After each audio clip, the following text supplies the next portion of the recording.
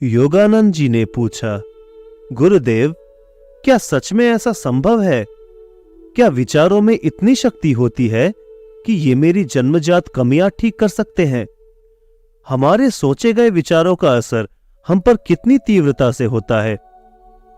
जब परमहंस योगानंद जी को इसका जवाब मिला तो वह हैरान रह गए। बचपन से परमहंस योगानंद जी की पाचन शक्ति कमजोर थी, जिस कारण उनका वजन हमेशा कम रहता। वे थोड़ी मेहनत करने के बाद भी काफी थक जाते। अगर लंबी यात्रा कर लेते तो शरीर टूट जाता, जिस कारण वे कई बार हीन भावना महसूस करते। कॉलेज के दिनों में उनके कमरे में किताबों से ज्यादा टॉनिक और ताकत बढ़ाने वाली दवाइयों की लाइन लगी रहती। योगानंद जी ने अपच मिटाने और ताकत बढ़ाने के लिए कई इलाज किए, लेकिन कोई लाभ नहीं हुआ। फिर आश्रम में आने पर योगानंद जी मन ही मन सोचा करते, क्या मैं इतने दुर्बल शरीर के साथ साधना कर पाऊंगा? परमहंस योगानंद जी कहते हैं, एक बार मैं आश्रम के बरामदे में बैठा हुआ था।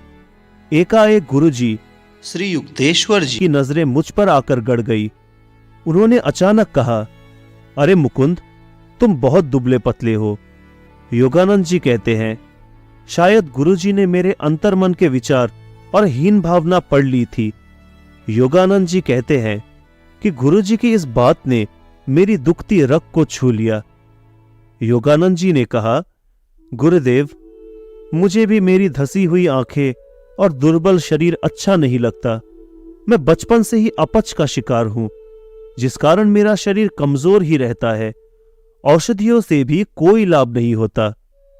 युक्तेश्वर जी ने कहा, मुकुंद, औषधियों की एक अपनी सीमा है। तुम्हारी बीमारी और कमजोरी का कारण तुम खुद ही हो, क्योंकि तुमने अपनी शक्ति का प्रयोग बहुत सीमित रखा है। तुमको खुद में बीमारी दिखती है।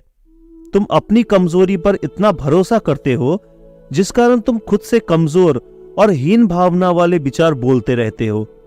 अगर तुम सोचो कि तुम स्वस्थ और बलवान हो और इन शक्तिशाली विचारों को पूर्ण विश्वास से मन में रोक लो, तो अति शीघ्र स्वस्थ और बलवान हो जाओगे। योगानंद जी ने पूछा, गुरुदेव, क्या सच में ऐसा संभव है? क्या सोचने मात्र से ऐसा हो सकता है? क्या विचारों में इतनी शक्ति होती है कि ये मेरी जन्मजात बीमारी ठीक कर सकते हैं? युक्तेश्वर जी ने कहा, बात केवल सोचने भर की नहीं है मुकुंद। अब तुम मेरे जीवन का अद्भुत अनुभव सुनो। एक बार मैं 2 महीने तक टाइफाइड से पीड़ित रहा, जिस कारण मैं बहुत कमजोर हो गया। मेरा बुखार ठीक हुआ तो मैं उसी हालत में अपने गुरु लाहिड़ी महाशय जी के दर्शन करने गया। मैंने गुरु लाहिड़ी महाशय जी से कहा, मैं बहुत बीमार था, इसलिए मेरा वजन बहुत कम हो गया है। शरीर में किसी प्रकार की साधना करने की शक्ति नहीं बची है। लाहिड़ी महाशय ने कहा, युक्तेश्वर, मैं देख रहा हूं कि पहले तो तुमने खुद को जानबूझकर बीमार कर लिया, अब कह रहे हो कि तुम कमजोर हो गए। पर तुम चिंता मत करो, मुझे विश्वास है कि कल तक तुम्हारा स्वास्थ्य बेहतर हो जाएगा। युक्तेश्वर जी ने कहा कि मैंने लाहिड़ी महाशय जी की बात पर श्रद्धा भाव से विश्वास कर लिया। मुझे पूरे दिन लगता रहा कि गुरुजी अपनी शक्ति से मुझे ठीक करने वाले हैं। युक्तेश्वर जी कहते हैं, अगले दिन सुबह उठते ही मुझे ऐसा लगा कि मेरे पूरे शरीर में ऊर्जा की किरण हो रही है। मुझे बहुत हल्का लग रहा था। मैं तत्काल दौड़ते हुए लाहिड़ी महाशय के पास गया और उल्लास के साथ बताया, गुरुदेव, कई सप्ताहों में पहली बार मुझे अपने अंदर स्फूर्ति और ताकत का अनुभव हो रहा है। आपने अपनी शक्ति से मुझे स्वस्थ कर दिया। इस बार लाहिड़ी महाशय ने मेरे साथ मजाक किया और कहा, बिल्कुल सही, पर किसे पता कल तुम्हारा शरीर कैसा रहेगा, शायद फिर से दुर्बल हो जाए। युक्तेश्वर जी कहते हैं, जब मैंने गुरुजी की बात सुनी कि शरीर की दुर्बलता वापस आ सकती है, तो मैं भय से कांप उठा। मेरे मन में बार बार यह विचार चलता रहा कि कहीं मैं फिर से बीमार न हो जाऊं। फिर अगले दिन कुछ अजीब हुआ। मैं इतना बीमार हुआ कि मैं ठीक से चल भी नहीं पा रहा था। मैं बड़ी मुश्किल से लाहिड़ी महाशय के पास पहुंचा और कहा, गुरुदेव, मैं फिर से बीमार हो गया हूं। लाहिड़ी महाशय ने कहा, तो तुमने खुद को फिर से बीमार कर लिया? युक्तेश्वर जी ने कहा, गुरुदेव, भला मैं खुद को कैसे बीमार बना सकता हूं? ये तो आपके वचन है जो सत्य साबित हो रहे हैं। लाहिड़ी महाशय ने कहा, युक्तेश्वर, तुम भूल कर रहे हो। यह तुम्हारी ही शक्ति है। पिछले 2 दिन के अनुभव से तुम समझ सकते हो। यह तुम्हारे विचार और विश्वास है जिन्होंने तुम्हें बारी बारी से स्वस्थ और दुर्बल महसूस कराया। युक्तेश्वर जी ने कहा, गुरुदेव, यदि मैं सोचूं कि मैं स्वस्थ हूं और मेरा वजन सामान्य हो गया है तो क्या ऐसा हो जाएगा? लाहिड़ी महाशय गंभीरता से बोले, the body is literally manufactured and sustained by the mind. शरीर केवल मन का ही विस्तार है। शरीर मन से निर्मित है और मन के ही अधीन है। इस समय तुम जैसे विचारों पर विश्वास कर रहे हो वैसे ही तुम्हारे शरीर की नहीं बल्कि बुद्धि की भी स्थिति है, क्योंकि सचेत मानव मन परमात्मा की अनंत शक्ति की एक चिंगारी के समान है। The human mind is a spark of the almighty consciousness of God. शक्तिशाली विचारों पर विश्वास करके शरीर ही नहीं बल्कि इच्छा शक्ति और प्राण शक्ति भी बढ़ाई जा सकती है। लाहिड़ी महाशय ने कहा, मैं तुम्हें अभी दिखा सकता हूं कि तुम जिन विचारों पर संपूर्ण तीव्रता से विश्वास करते हो वही तुम्हारे सामने प्रकट हो जाते हैं। युक्तेश्वर जी कहते हैं, गुरुजी की बात सुनते ही मैंने अपने अंदर एक अजीब सी संपूर्णता महसूस की। मैं बीमार था, मेरी हालत कमजोर थी, लेकिन मैंने उसी क्षण न केवल अपनी शक्ति में बल्कि वजन में भी वृद्धि महसूस की। युक्तेश्वर जी कहते हैं, उस शाम मैं धीरे धीरे चलकर घर आया और गहरी नींद में सो गया। बीमारी की चिंता और तनाव पूरी तरह से गायब हो चुके थे। फिर अगले दिन जब मेरी मां ने मुझे देखा तो घबराकर मुझसे पूछा, बेटा, तुम्हारे शरीर में सूजन क्यों है? क्या जलाशय की बीमारी हो गई है? असल में जलाशय की बीमारी में शरीर के टिश्यूज के बीच में ज्यादा द्रव्य फंस जाता है, जिस कारण शरीर में सूजन आ जाती है। युक्तेश्वर जी कहते हैं, मुझे कोई बीमारी नहीं हुई थी, बल्कि मां को अपनी आंखों पर विश्वास नहीं हो रहा था कि उनके बेटे का शरीर रातों रात बिल्कुल वैसा ही रिष्ट पुष्ट हो गया है जैसा बीमारी के पहले था। युक्तेश्वर जी ने कहा, कुछ ही दिनों में मेरा वजन 22 किलो बढ़ गया। मिलने वालों को यकीन नहीं हो रहा था कि कुछ ऐसा भी संभव हो सकता है। युक्तेश्वर जी अपनी कहानी सुनाकर मौन हो गए। इस घटना को सुनने के बाद गुरुदेव के शब्दों पर तुरंत विश्वास कर लिया।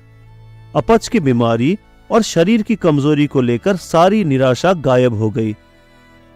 परमहंस योगानंद जी अपनी किताब एक योगी की आत्मकथा ऑटोबायोग्राफी ऑफ अ योगी में लिखते हैं कि 2 हफ्तों के अंदर मैंने एक शारीरिक शक्ति अर्जित कर ली और उसके बाद कभी अपच की बीमारी नहीं हुई। परमहंस योगानंद जी लिखते हैं कि शक्तिशाली विचारों पर विश्वास करो। इससे पहले मैंने कई वैद्यों को दिखाया, लेकिन मैंने कभी इस बात पर विश्वास ही नहीं किया कि मैं पूरी तरह ठीक हो चुका हूं। इसीलिए मैं कभी ठीक हो ही नहीं पाया। पर उस दिन मुझे समझ आया कि खुद पर विश्वास होना ही सबसे बड़ी दवा है। तो सवाल है कि हम अपनी विचारों की शक्ति कैसे विकसित करें? सबसे पहले हर स्थिति में अच्छाई देखो। परमहंस योगानंद जी कहते हैं, यदि कोई स्वयं को अक्सर विकृत विचार सोचने की अनुमति देता है तो उसका चेहरा भी वैसे ही विकृत हो जाता है। अपने मन को प्रशिक्षित करो कि वह हर स्थिति में, हर व्यक्ति में केवल अच्छा ग्रहण करे। जैसे हर शरीर भोजन से केवल न्यूट्रिएंट्स को ग्रहण करता है, बाकी अवशेष छोड़ देता है, वैसे ही अच्छाई और शुभ को ग्रहण करो और विकृति को छोड़ दो। Mind is the real wielder of power. शक्ति को प्रयोग में लाने वाला मन है। परमहंस योगानंद जी कहते हैं कि हथौड़े की चोट में उतनी ही ताकत होती है जितनी चलाने वाले इंसान में होती है।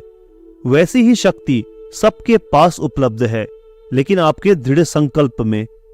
आपके शब्दों में, आपके शरीर में उतनी ही शक्ति होती है जितनी आपके मन में होती है। और मन में ताकत कैसे आती है?